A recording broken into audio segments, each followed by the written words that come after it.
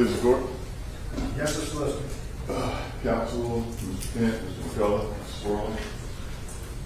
Ladies and gentlemen of the jury, what is the value of a human life? To grieving parents who've lost a 14-year-old to senseless acts of violence, a human life is priceless. But on May 28, 2023, Chai Key Rick Chow, the defendant in this case, determined that Cyrus Carmack Belton's life was worth less than 4 bottles of water. I say this because in May of 2023, Chai Key Rick Chow, the defendant in this case, was the owner of a convenience store and gas station on the corner of Park Lane and Springtree. A teenager walked into a convenience store that evening. Moments later, he was accused of stealing 4 bottles of water. What prosecutors revealed next shocked the entire courtroom. A 14-year-old walked into that store, and he had on a red hoodie with a small pocket in the front. He was carrying a black backpack. We know this to be true because the defendant in this case, Chai Key Rick Chow, had an intricate camera system that captured almost every interaction within that store and multiple camera angles. He also had camera angles outside of the store on the premises of the store and immediately adjacent to the store so you could see what happened at the beginning of Springtree as his property ended. So Cyrus walked into that store, red hoodie, small pocket in the front, black backpack, and he walks in and he immediately is asked by the co-owner, Alice Chow, to remove his backpack. That's store policy. Cyrus complies, does exactly what he's asked to do. He puts that backpack on the cooler and begins to walk around and browse throughout the store. He goes aisle to aisle, browsing, looking around, looking at the candy, looking at the waters, looking at other things in the store. And Alice is directly behind him watching everything that he does. When he walks to the front of the store, she watches. When he walks to the side of the store, she watches.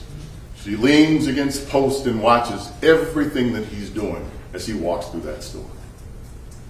Their adult son Andy is working the counter, and he's watching as well. And as other customers come in to buy things, he'll service them and continue to watch Cyrus as he walks through the store. Finally, Cyrus walks to that back right corner of the store, and again, we know this to be true because of that intricate camera system that Mr. Chow installed.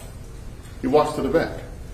He opens a water cooler, leans the water cooler against his left shoulder, and takes out 4 bottles of water.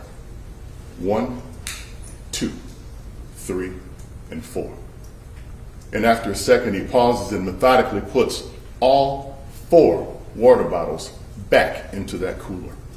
1, 2, 3, and 4. He closes the cooler and begins to walk back towards the front of the store. And it's at that point that the verbal confrontation begins. And I say confrontation because Cyrus said nothing. The co-owner of the store, Alice Chow, asked if he needed help and eventually accused him of stealing water, told him to empty his pockets. The adult son Andy, who was watching, said the same thing. You took some water. Give us back the water. Cyrus said, I took nothing. I didn't take anything. I didn't take anything. And they continued to verbally attack him, accusing him of stealing water. Interestingly enough, if you look at that intricate camera system, Cyrus is telling the truth. He took nothing from that store that day. As he tried to walk out of the store, they continued to verbally harass him to the point where he took his backpack and calmly walked out of the store. Again, we know that to be true because of that intricate camera system that Chai Key Rick Chow installed. Prosecutors say this tragic case started with a false accusation. A teen allegedly ran for his life after leaving the store. Then everything turned deadly. And then Chai Key Rick Chow, the defendant in this case, comes from out of an office in the convenience store, armed with a .45 caliber Glock pistol. and follows Cyrus out of that store. Cyrus walks out of the store, takes a right, slowly, and hears them yelling, running after him. Turns to see, and again, the camera system shows these things, and he takes off running. Cyrus tries to run through the parking lot to the point to where he runs out of his Air Force One Nike shoe. Runs out of his shoe. Doesn't turn around to pick it up because you have an adult male running behind you with a .45 caliber Glock pistol who has falsely accused you of stealing. So he runs. He drops 2 cell phones out of his pocket. We know this to be true because there are witnesses who we expect you'll hear from who'll talk about how they had to throw on brakes to keep from hitting them as they ran across traffic. We know this to be true because of that intricate camera system that he installed. He drops 2 cell phones. One belonged to him, one to his mother. Doesn't turn around to pick up one of those cell phones. Continues to run, falls down, gets back up running, falls again, busts his shin, drops the backpack, keeps running. In total, Shaquille Rickshaw and his son chased Cyrus Carmack Belton over 130 yards off of their property onto a public road in Columbia, South Carolina. And eventually, after Cyrus fell a couple of times, Shaquille Rickshaw fired the fatal shot, which ended his life. Folks, 130 yards is a football field. No, in fact, it's a football field goalpost to goalpost plus 10 yards. Ladies and gentlemen of the jury, I'm Byron Gibson, the 5th Judicial Circuit Solicitor, and I, along with Dale Scott, Stephanie Taylor, and Weston Leifer, represent the state of South Carolina.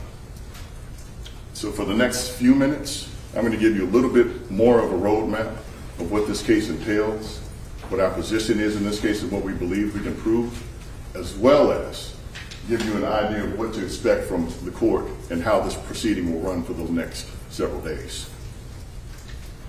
Now, I mentioned to you a moment ago that when Cyrus walked into that store, he was wearing a red hoodie and a pocket in the front, black backpack.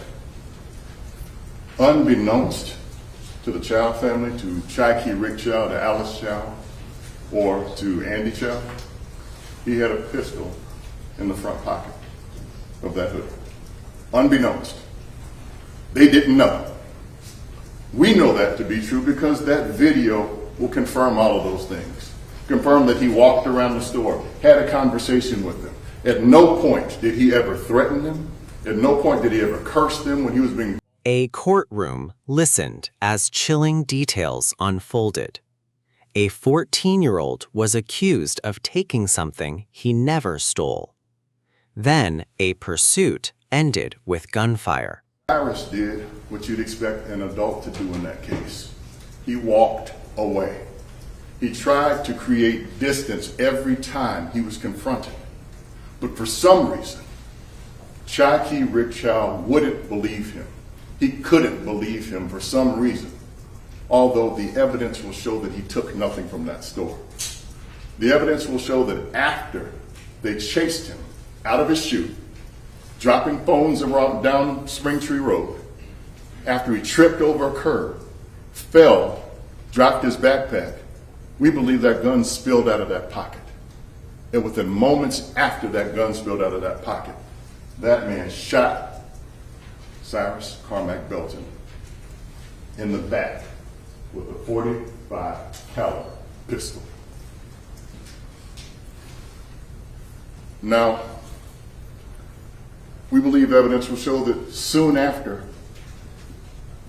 EMS and others came on the scene, Shaquille Rickshaw tried to say, hey, I was defending my son. But the interesting thing about this process is that you're going to have an opportunity at the end of this case, that you've heard all of the evidence from this witness here, to assess what you've learned and what you've heard. You get a chance to assess that, and I'll ask as you start asking those questions that bounce around in your head. In what world do you get to falsely accuse a 14-year-old of stealing, chase a 14-year-old 130 plus yards down a road while you're armed with a pistol, shoot that person in the back, then claim you're defending your son? Folks, it's for that senseless act, for that ridiculous act, for that heinous act, that Chai Ki Rick Chow, the defendant in this case, has been charged and indicted with the crime of murder. And it's for that crime that we, the prosecution, Dale Scott, Stephanie Taylor, and Weston Leifer, will be asking that you return a verdict of guilty at the appropriate time. Now, as prosecutors, we have something that's called the burden of proof. And what that means is we have to prove beyond a reasonable doubt that Chai Ki Rick Chow murdered Cyrus Carmack Belton. Now, reasonable doubt in South Carolina, our courts have defined it a couple ways, and I'll explain those to you.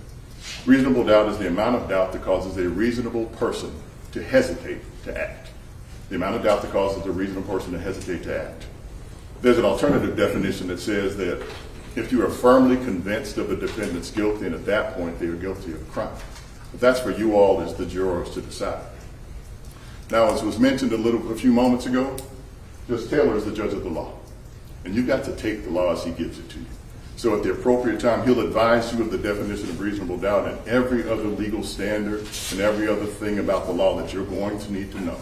He'll advise you of those things at the end of the case at the appropriate time. But the cool thing about this process, just as he said, is that as Judge Taylor is the judge of the law, you guys are the judges of the facts.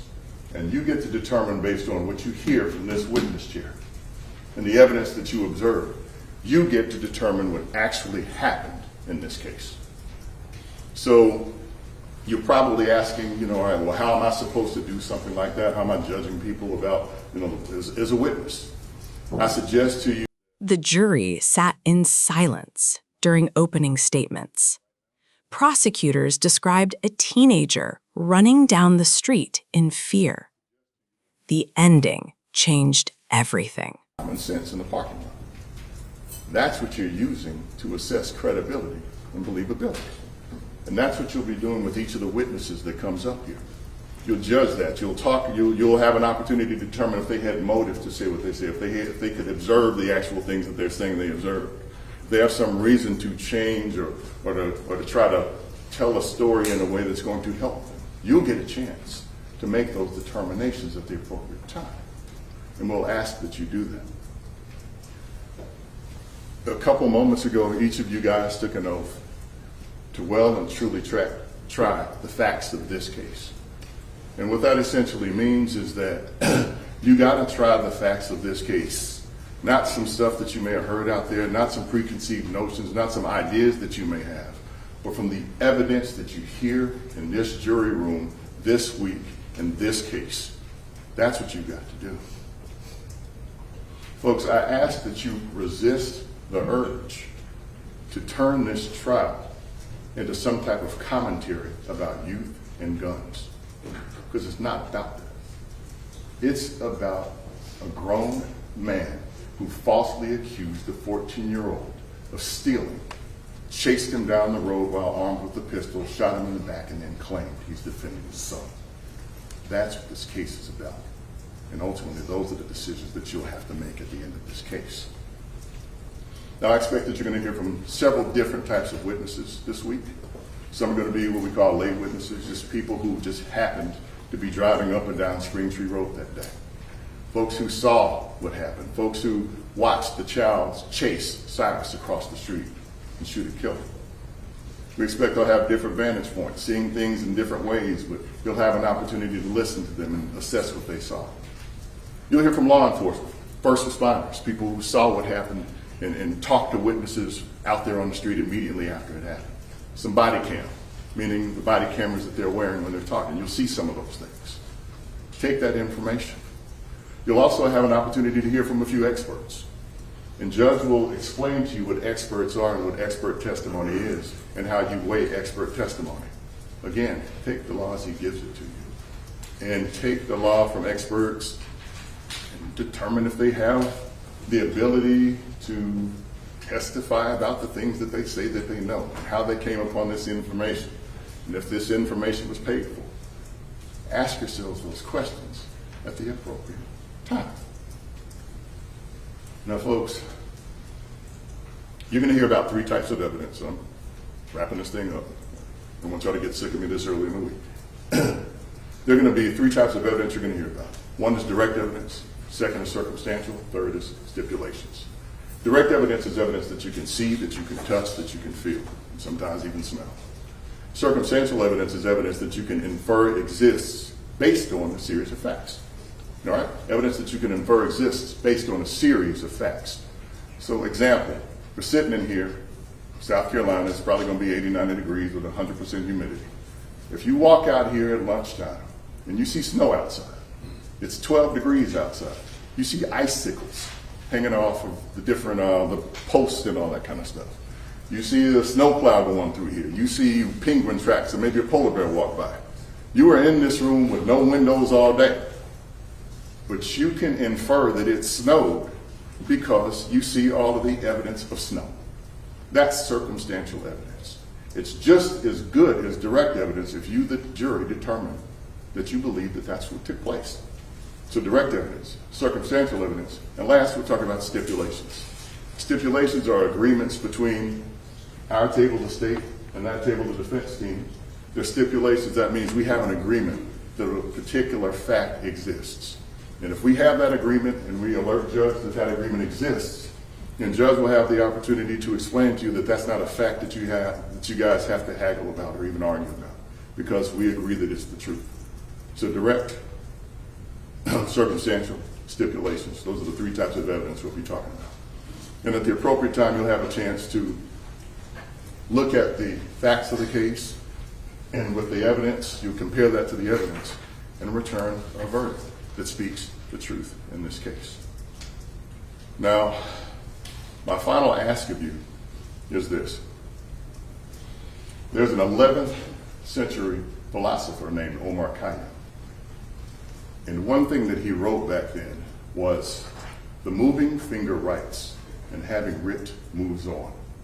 Nor all your piety nor wit shall lure it back to cancel half a line, nor all your tears wash out a word of it."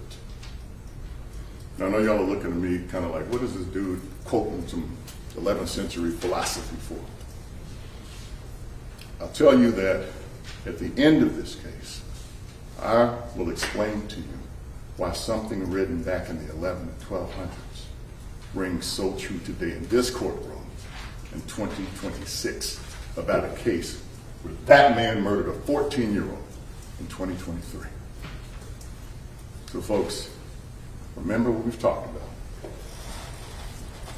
4 bottles of water allegedly started this entire case, but prosecutors claimed the teenager took nothing at all. Then, a deadly chase led to a murder trial.